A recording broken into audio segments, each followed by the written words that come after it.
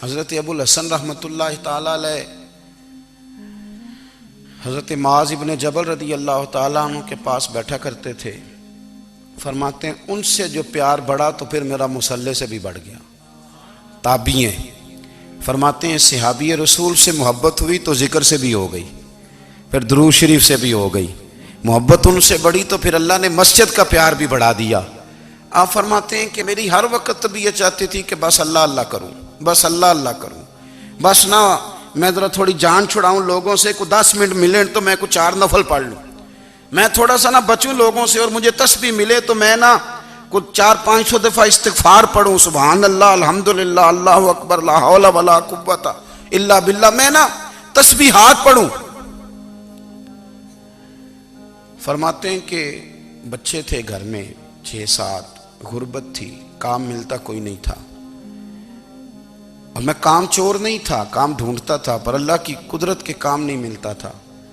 फरमाते हैं कि मैंने एक दिन अपनी अहलिया से कहा कि आज मैं फिर जाता हूँ काम ढूंढने। तो मेरी बीवी बड़ी फर्मा बरदार थी, पर उस दिन ना गुर्बत के हाथों तंग आके कहने लगी, आज ना कोई तू चीज़ लेके आया तो मुझसे बच्चों की भूख नहीं देखी जाती। ये सब रोगां दा रोग मुहम्मद जिसदा नाम गरीबी, कंड बुला के लंघ जाते नहीं दोस्त यार करीबी। आज ना कुछ लेके आया तो मैं बच्चे लेके चली जाऊंगी।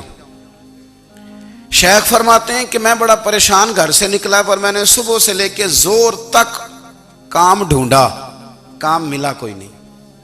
तो मेरे दिल में ख्याल आया, चलो काम नहीं मिलता तो अल्लाह अल्लाह तो करे ना, चलो बंदों की मजदूरी नहीं मिलती तो रब करीम की इबादत ही करते हैं।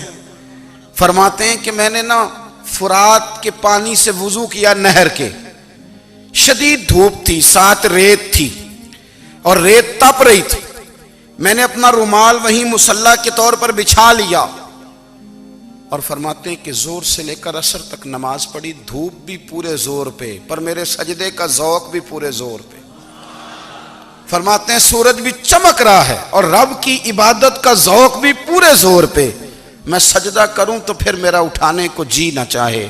मेरे उस्ताद लिखा करते थे, ये उनका शेर है, वो कहा करते थे, मुझे सोज दे, मुझे साज दे और मुझे नीम शब का न्याज दे, दमे सजदा खुद को मैं तोड़ दूं, मुझे ऐसा ज़ौक़ नमाज दे।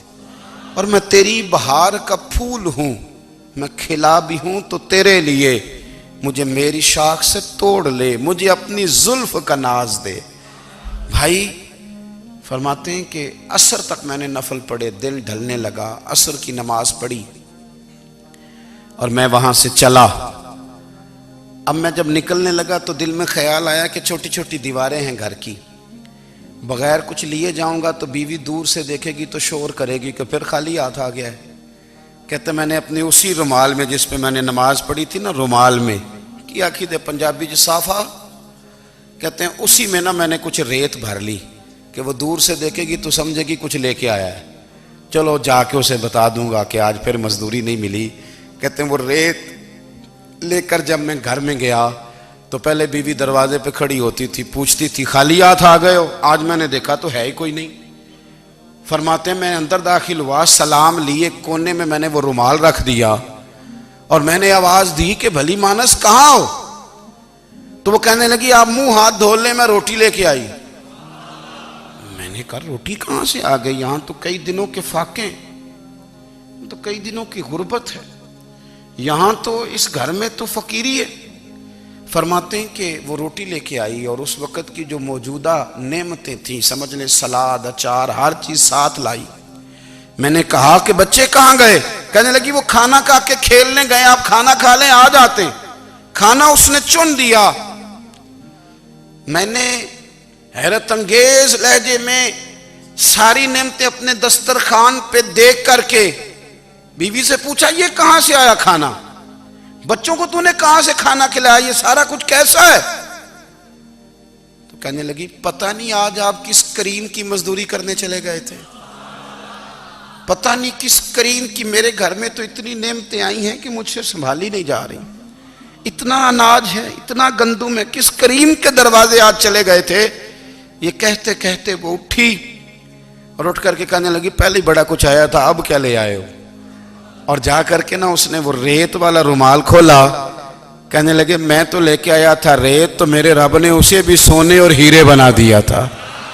जब आपकी तवज्जो अल्लाह की जानी, मेरे नबी पाक सल्लल्लाहु ताला अलैहि वसल्लम ने फरमाया हर चीज अपने रब से मांग, हर चीज मांग, हर चीज मांग। या रसूलल्लाह क्या कुछ? मेरे महबूब ने फरमाया तेरे घर में नमक भी खत्म हो जाए तो वो भी अपने रब से मांगा कर। तू मांगना, वो तुझे देगा। तू उसकी बारगाह में कशकोले तलब दराज तो करना।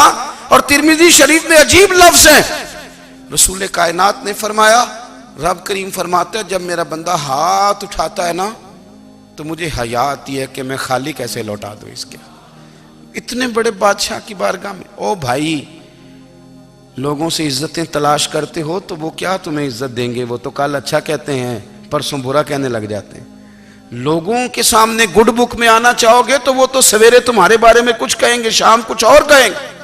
अपनी रूहानी जिंदगी आबाद करें, अपने मुसल्ले को वक्त दें और दुनिया से छुप कर, इस मोबाइल को बंद करके और अपने आप से भी छुप के और तन्हा होके छुपा के सारा कुछ अपने आंसू अपने रब की बारगाह में पेश करें, उसके हुजूर हाजिरी दें।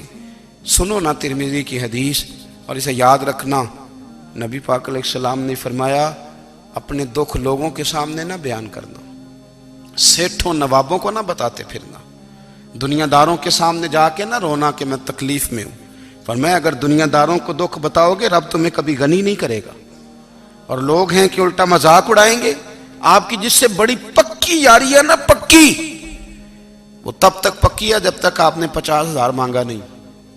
और जिस वक्त आपने कह दिया कि मैं मजबूर हूं मेरी मदद कर, तो फिर खत्म हो गई दोस्ती। लोगों की ताल्लुकात आपके साथ तब तक हैं जब तक आप उनसे कोई जरूरत वाबस्ता नहीं करते। करीम महबूब फरमाने लगे बंदों के सामने दुख ना बयान करना, अल्लाह तुझे कभी गनी नहीं करेगा। तो अपने दुख अपने रब को बता, तू दुआएं मांग, तू उसकी बारगाह में हाजिर हो, तू उसके हुजूर अर्ज कर। फरमाया अपने दुख अपने रब को बता, वो जल्दी करे या देर से करे तुझे सारी दुनिया से बेनियाज कर देगा, तुझे किसी का मोहताज नहीं रहने देगा।